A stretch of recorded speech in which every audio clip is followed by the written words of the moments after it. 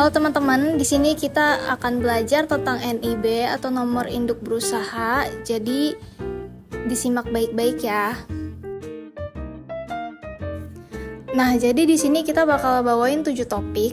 Yang satunya itu adalah kesimpulan. Yang pertama, kita sebelum mulai bakal kenalan dulu dong siapa yang bawa materi ini. Dan yang kedua itu ada definisi NIB, yang ketiga manfaat NIB, yang keempat jenis pelaku usaha, yang kelima syarat dokumen NIB, yang keenam tata cara hukum, dan yang ketujuh dasar hukum. Nah, pertama-tama izinkan kami berkenalan dulu terlebih dahulu. Yang pertama, aku Nadira Haifariska dengan NIM 230204699. Dan juga aku Eredia Vanada Wibisana dengan NIM 210203923. Lalu aku Rizal Fahmi dengan NIM 230204733. Jadi yang pertama, kita masuk ke topik definisi NIB. Nomor induk berusaha atau NIB adalah identitas pelaku usaha yang bertujuan untuk melaksanakan bisnis sesuai dengan bidang usaha yang dijalankan. NIB ini wajib dimiliki bagi setiap pelaku usaha yang ingin mengurus perizinan usaha melalui website OSS. Nah, setelah mengenal apa itu NIB, kita masuk ke manfaatnya. Manfaat dari memiliki nomor NIB ini ada 5 jenis.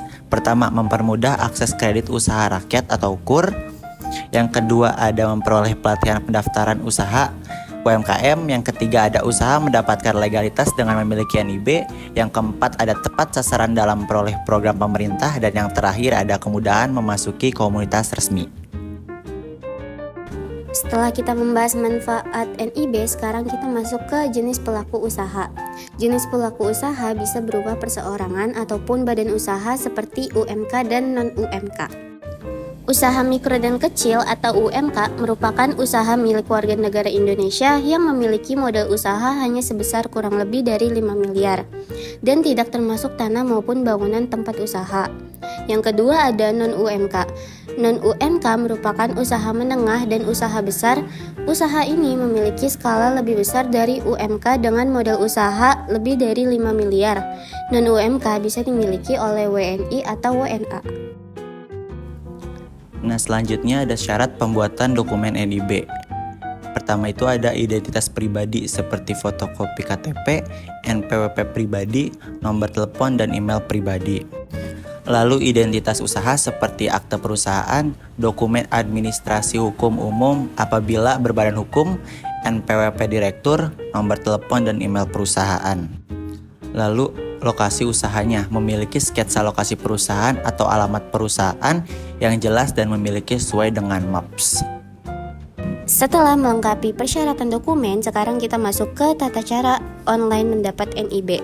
Jadi pertama kita membuka website oss.go.id, lalu melakukan pendaftaran akun, mengisi formulir data diri, aktivasi email dan masuk kembali pada website OSS, mengisi data usaha seperti nama usaha, jenis usaha, alamat usaha, kekayaan, modal, omset, NPWP, sarana dan prasarana.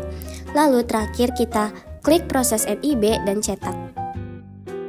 NIB ini sendiri didasari oleh 2 hukum, yaitu Peraturan Pemerintah Nomor 5 Tahun 2021 tentang penyelenggaraan perizinan berusaha berbasis risiko dan Peraturan Pemerintah Nomor 24 Tahun 2018 tentang pelayanan perizinan berusaha terintegrasi secara elektronik.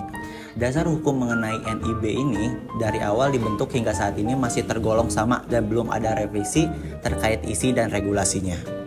nah akhirnya kita udah sesi akhir nih. Jadi kesimpulannya itu adalah NIB atau nomor induk berusaha itu sangat penting dan bermanfaat bagi pelaku usaha, terutama buat UMKM. Selain itu dapat juga memudahkan akses kredit dan peluang usaha, juga dapat membuat suatu usaha memiliki legalitas. Nah, jadi sehingga kepercayaan konsumen terhadap bisnis tersebut dapat memiliki dampak yang positif dan menjadi nilai plus pada saat memasuki pasar. Sekian dari pembelajaran kali ini, semoga kalian bisa ambil manfaatnya teman-teman. Terima kasih.